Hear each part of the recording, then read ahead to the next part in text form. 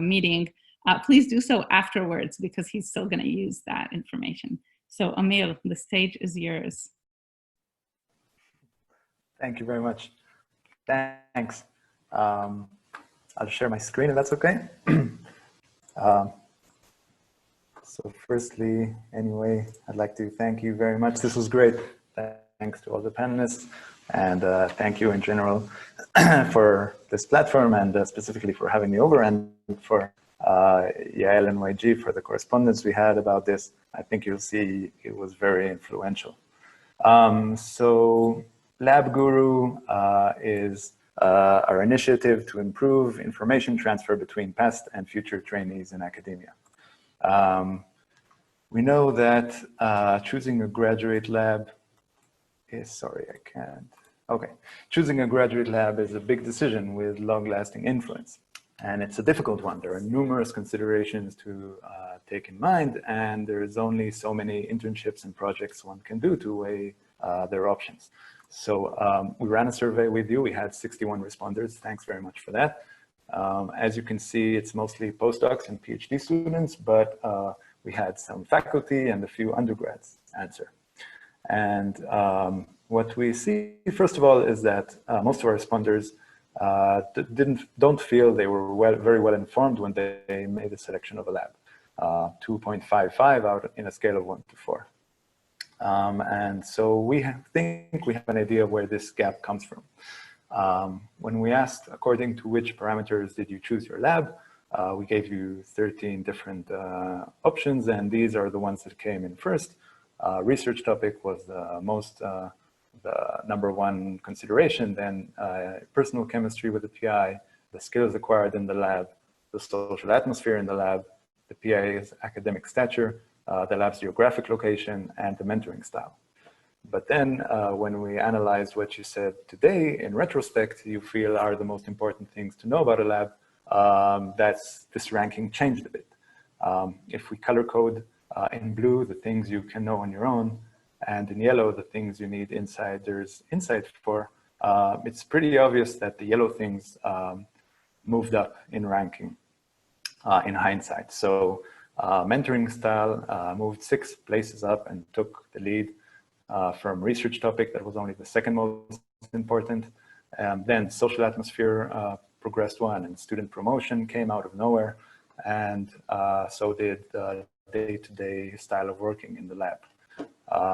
The PI's academic stature, for instance, fell, maybe it's not that important as we think it is when we're choosing a lab, and the geographic location also fell well behind.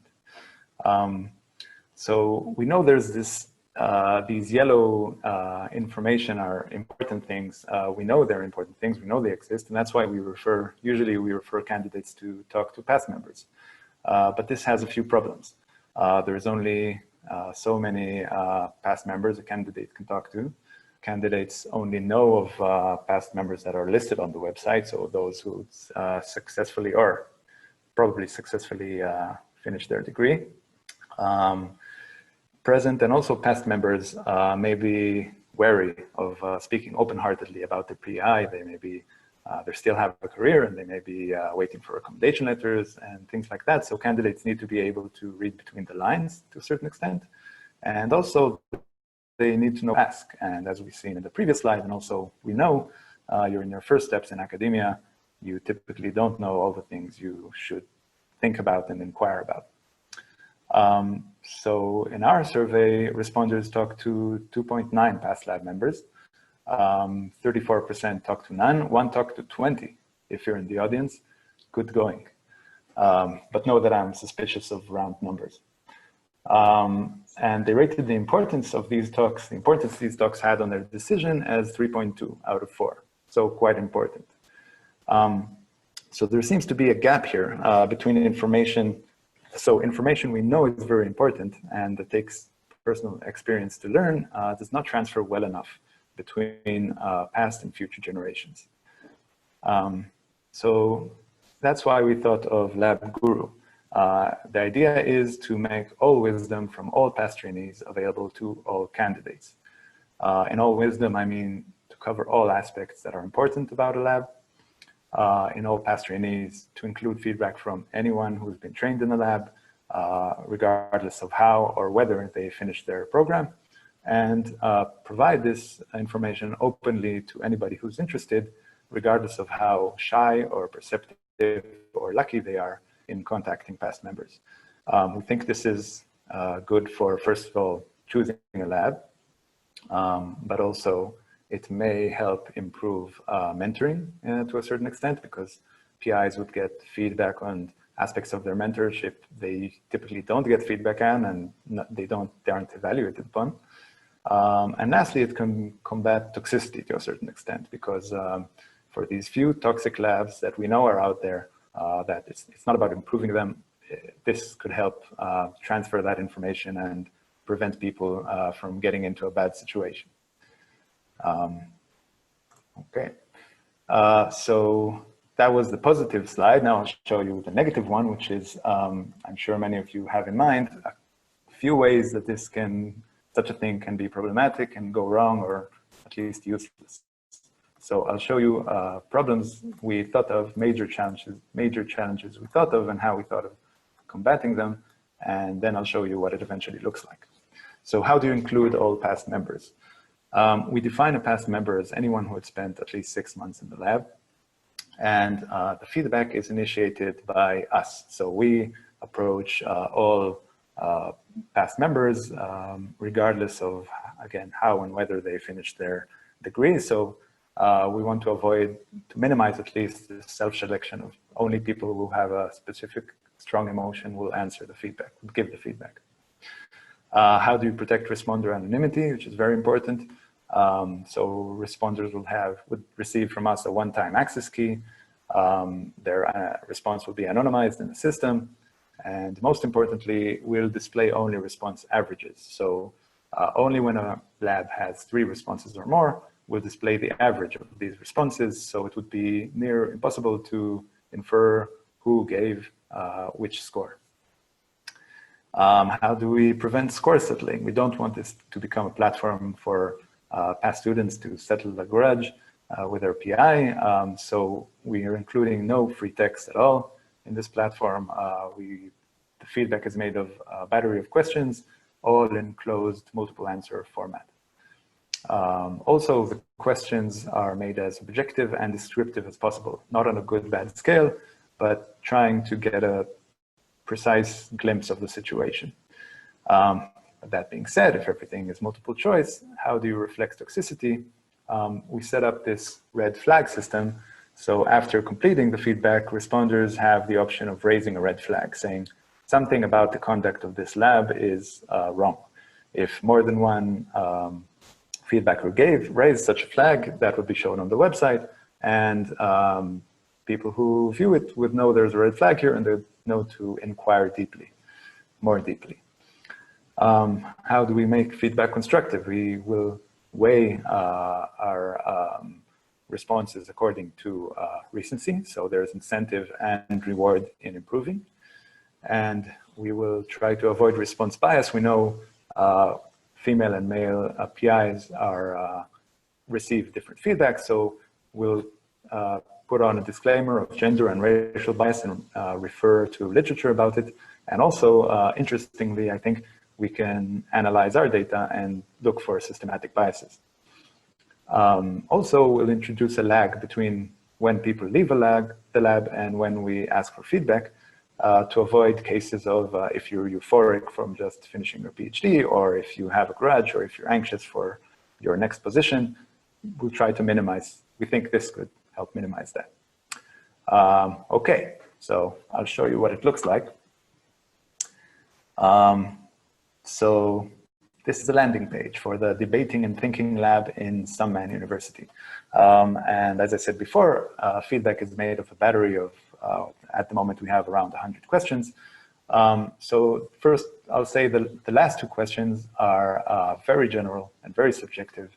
How satisfied are you with your selection in the lab? And how much do you recommend this lab to future candidates? And this is the only place in the platform where we actually do kind of a rating or ranking. But we feel this is very important, and that's just presented up front here. And then the rest of the 100 questions are divided into different categories. And you can go into each category and see each question. We didn't want to display everything as a long shopping list, which is hard to digest. You can see here that feedback in this lab is based on 3 responders out of 3 approached. So that's the response rate. It also tells you something. And then what we present in each category is simply extreme values. If this lab had some feedback which is very extreme compared to the average of all websites, all labs, we'll show that. So you get a gist of a picture of what this lab may look for. If you go to this lab for a PhD, you can expect many publications of the first author. You can expect a highly friendly lab atmosphere, maybe that the work hours are not dictated by the PI. The PI won't be at the lab much, and it may take you a bit longer to graduate than in other labs, than on average. If we look at this other lab, you can see it's not doing that well.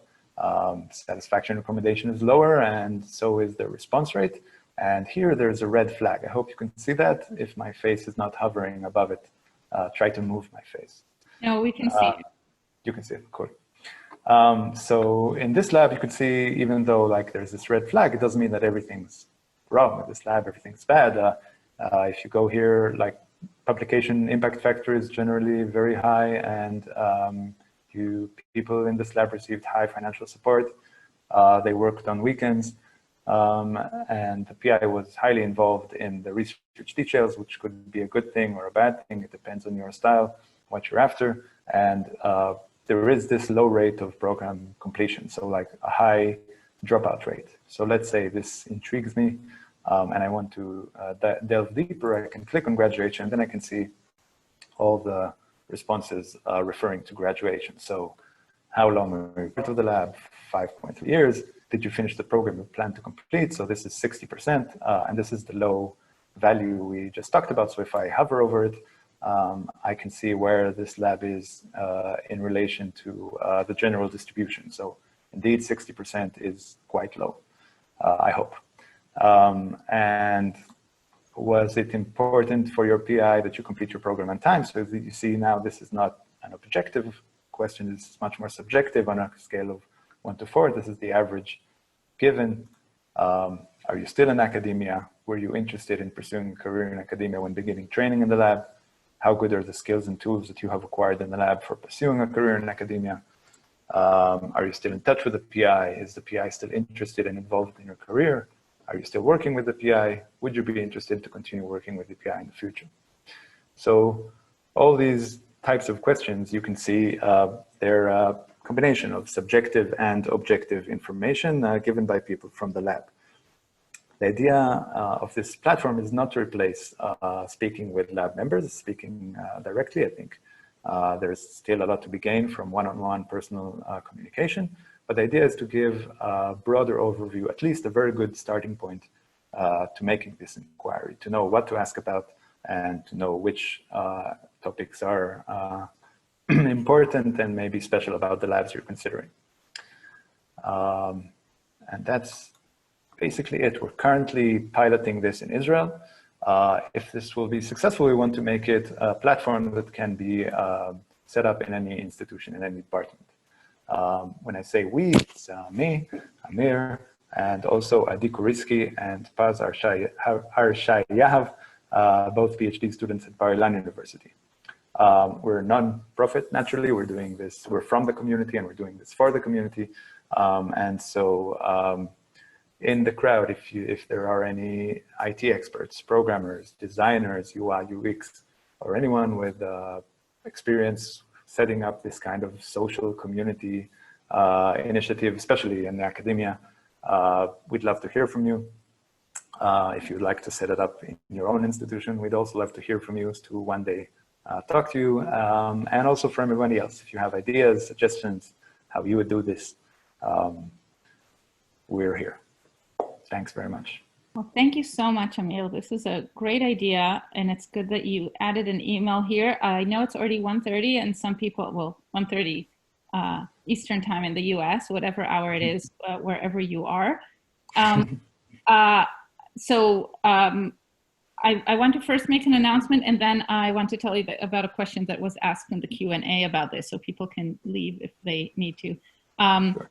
So first of all, the announcement is the next Growing Up in Science event is on October 21st at noon. Mark your calendars, noon Eastern time. So whenever this started for you, that one is at the same time, October 21st.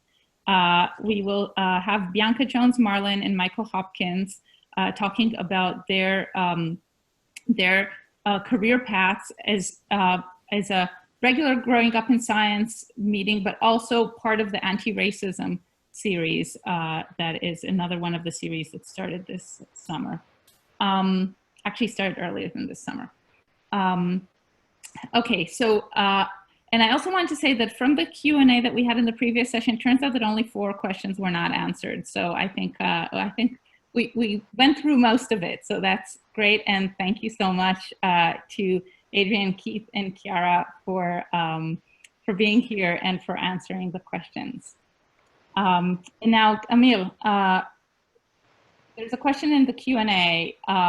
This is an obvious amazing idea. However, as a PI, I could screenshot this as each responder is iterated and probably fairly easy work out what the most recent graduate student rated. And I would know who that graduate was, assuming you don't have 3 people graduated at the same exact time as I just had in my lab.